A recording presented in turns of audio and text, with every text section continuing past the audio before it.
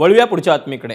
2024 मध्ये युतीचं सरकार असेल, पण 2029 मध्ये फक्त भाजपचं सरकार असेल असं वक्तव्य केंद्रीय गृहमंत्री अमित शहांनी केलं। अमित शहांचं हे वक्तव्य महायुतीतल्या मित्र पक्षांसाठी विचार करायला लावणार आहे।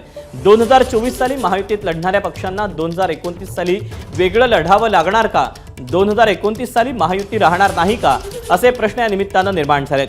अमित शहांनी फडणवीसांच्या सागर निवासस्थानी देखील भेट दिलेली होती। दरम्यान अमित शहांच्या या वक्तव्यावर महाविकास आघाडीच्या नेत्यांच्या प्रतिक्रिया आल्यात, पाहूया। अमित शहांना स्वप्नदोष झालेला आहे, याला स्वप्नदोष म्हणतात।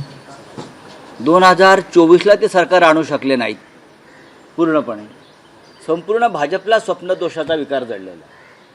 सगळ्यात आधी नरेंद्र मोदींना रिटायर व्हावं लागेल त्यांच्या नियमानुसार। 75 वर्षाच्या मोदीजींना रिटायर व्हावं लागेल, निवृत्त व्हावं लागेल। 2024ला तुम्ही 240ला थांबलेला आहात। 2029च्या निवडणुकीमध्ये आपण 140च्या खाली आहात। ये गठबंधन है, उसमें बातचीत से जरिए हम लोग सारे चीज़ को हल करके एक साथ मैदान में उतरेंगे और हमारी सरकार बनेगी। और अमित शाह जी ने भी बोला 2029 में हमारा सरकार बनेगा। वो तो 2024 का उन्होंने गिवन अप उन्होंने बोल दिया 2029 में बीजेपी की सरकार बनेगा। आता 29 मध्ये दिल्लीत सुद्धा ते नसणार। इथलं तर स्वप्न पाहणं दूरच आहे।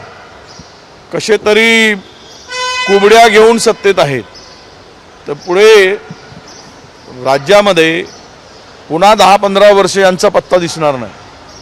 एवढी महाराष्ट्रातली जनता यांना वैतागली आहे। घोटाळ्यावर घोटाळे ही सरकार करत आहे। महाराष्ट्र विकण्याचं काम केलेलं आहे। कालच्या कॅबिनेटची नोट जर आपण पाहिली तर कॅबिनेटनी स्पष्टपणे सांगितलंय की राज्य दिवाळखोरीच्या मार्गावर आहे। त्यामुळे सत्ता तर दूरच, पण तुम्हाला फिरणं मुश्किल करतील हे लक्षात घेतलं पाहिजे। एबीपी माझा, उघडा डोळे बघा नीट।